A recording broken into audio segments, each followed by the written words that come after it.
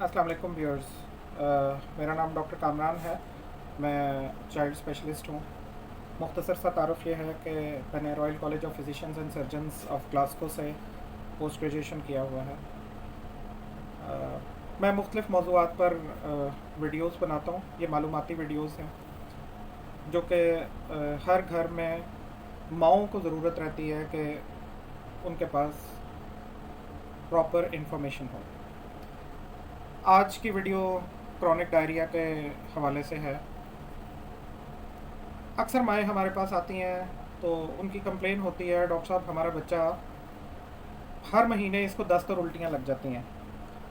बाज़ महीने में 2-2 दफ़ा भी ऐसे होता है और ये कई महीनों से ये सिलसिला जो है वो चल रहा है।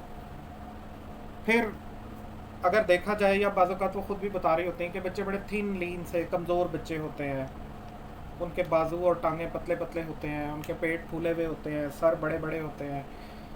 तो इस किस्म के डायरिया को हम क्रॉनिक डायरिया कहते हैं, जो कि हर महीने बच्चे को 2 माह से 3 माह से ये शिकायत रहती है। फिर डॉक्टर के पास जाया जाता है, डॉक्टर उसको मुख्तलिफ़ दवाइयाँ जिसमें एंटीबायोटिक्स हैं, एंटी डायरियल्स हैं, वो दे रहे होते हैं। एक्चुअली क्रॉनिक डायरिया जो है वो उसकी बहुत सारी वजूहात हैं और वो इन्फेक्शन से बाज़-औक़ात नहीं हो रहा होता और बाज़-औक़ात इसमें हमें दवाइयों की इतनी ज़रूरत भी नहीं होती। मेरा मतलब है एंटीबायोटिक्स की ज़रूरत नहीं होती, एंटी डायरियल्स की ज़रूरत नहीं होती। क्रॉनिक डायरिया में जो हमारा एब्जॉर्प्शन सिस्टम है, यानी कि हमारे आंतों के अंदर, मैं ये नॉन टेक्निकल लैंग्वेज है, मैं आपको समझाने के लिए इस्तेमाल करता हूँ। जैसे ओजरी है या हम इसे इंटेस्टाइनल विलाई करते हैं, ये इस बात के रिस्पॉन्सिबल होते हैं, ये इस बात का बायस बनते हैं कि हम बच्चे को जो भी खुराक देते हैं वो इनसे जज़ब होता है और वो उनके जिस्म का हिस्सा बन जाता है। जब किसी भी वजह से इंटेस्टाइनल विलाई नहीं होते, झड़ जाते हैं, या यूँ मैं अगर बहुत आम ज़ुबान इस्तेमाल करूँ कि ओजरी का बूर झड़ गया है, तो एब्जॉर्प्शन नहीं हो सकेगी। जो न्यूट्रिएंट्स हैं, जो खुराक के अंदर वो अज्ज़ा जिसकी जिस्म को ज़रूरत है, वो जिस्म से बग़ैर हज़म हुए ख़ारिज हो जाएंगे। माएँ अक्सर हमें ये बताती हैं गैर हज़म शुदा खुराक भी बच्चा निकाल रहा है, लाइक मटर का दाना दिया या चना दिया या केला दिया या कोई गाजर दी, तो वो एज सच उसी शक्ल में निकल आती है। ये भी एक निशानी है कि इस बच्चे में एब्जॉर्प्शन नहीं हो रही। इसके अलावा बाज़-औक़ात खुराक के अंदर कुछ इस तरह की चीज़ें मौजूद होती हैं, जैसे दूध के अंदर कुछ ऐसे कार्बोहाइड्रेट्स होते हैं जैसे लैक्टोज़ है, उसको भी मैदा और आंतें बर्दाश्त नहीं कर रही होती। लैक्टोज़ से एलर्जी होती है, इसको हम लैक्टोज़ इंटॉलरेंस कहते हैं। इसी तरीके से कुछ प्रोटीन्स ऐसी होती हैं, दूध के अंदर कुछ प्रोटीन्स ऐसी होती हैं जिसकी वजह से ये प्रॉब्लम हो सकती है। मज़ीद खुराक जैसे गंदम है, गंदम के अंदर इस तरह के अज्जा जैसे ग्लूटेन होता है, वो भी बाज़-औक़ात इस चीज़ का बायस बनता है कि वो ओजरी के बूर को या इंटेस्टाइनल विलाई को बिल्कुल गिरा देता है, झड़ जाता है और खुराक हज़म नहीं होती और वो जिस्म का हिस्सा नहीं बन रही होती। तो इसका इलाज ऐसे नहीं है जैसे कॉमनली किया जाता है कि बच्चा आया, उसे कुछ एंटीबायोटिक्स दे दिए, कुछ एंटी डायरियल दे दिए, उसे ड्रिपें लगानी शुरू कर दी या कुछ इस तरह से।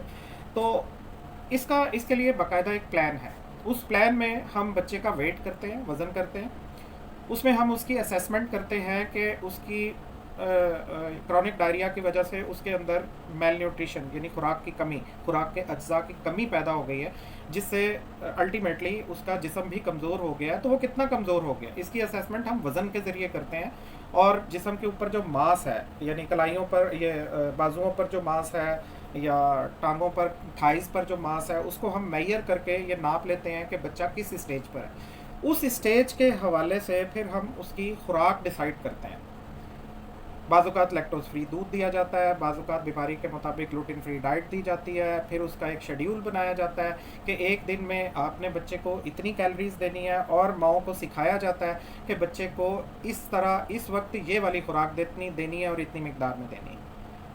इससे फिर बतदरीज बच्चा ग्रो करना शुरू कर देता है और ऐसी तमाम चीज़ों से परहेज़ किया जाता है जिसकी वजह से मैं बार बार लफ्ज़ ओजरी का बूर, जो कि सही लफ्ज़ नहीं है, असल में इंटेस्टाइनल विलाई होते हैं, वो झड़ जाते हैं, हम ऐसी खुराक से बिल्कुल मना कर दिया जाता है, परहेज़ कराया जाता है, तो फिर बच्चा आस्ता आस्ता इम्प्रूव हो जाता है। इसमें बहुत सारे जो हैं वो टैबूज़ भी होते हैं, इस तरह की मिथ्स बनी हुई हैं कि सोकड़ा हो गया है, तावीज़ हो गया है, इसको दम करा लो।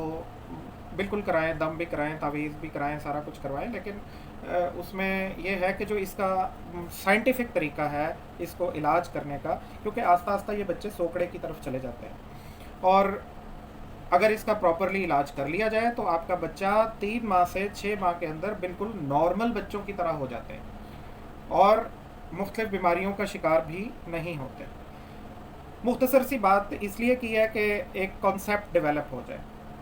बाकी हर बच्चे की बीमारी मुख्तलिफ होती है, उसमें थोड़े से वो आपके करीबी, आप अपने चाइल्ड स्पेशलिस्ट के पास जाएंगे, वो उसके टेस्ट करेगा, वो उसको असेस करेगा, और उसके बाद आपको कुछ मेडिसिन देगा और इसी तरह डाइटरी मॉडिफिकेशन करेगा, आपको बताएगा कि बच्चे को किस माहौल में रखना है और किस तरह से रखना है, कैसे सफाई सुथराई रखनी है, खुराक देने का तरीका बताएगा। तो ये सारी चीज़ें जब मिल के आप करेंगे तो आपका बच्चा इस चीज़ से बाहर आ जाएगा और तंदुरुस्त हो जाएगा और बिल्कुल नॉर्मल बच्चों की तरह आपको नज़र आना शुरू हो जाएगा। आपका बहुत शुक्रिया। कुछ भी मालूमात आपको चाहिए हो तो मैं अपना नंबर जो है मेरे मैसेजेस में, मेरा नंबर है 0333 422 807। तो आप मुझसे रब्ता करके पूछ भी सकते हैं। आपका बहुत शुक्रिया। अपना और अपने बच्चों का बहुत सारा ख्याल रखिए। अल्लाह पाक उनको सेहत और तंदुरुस्ती से नवाजे। आमीन। अल्लाह हाफ़िज़।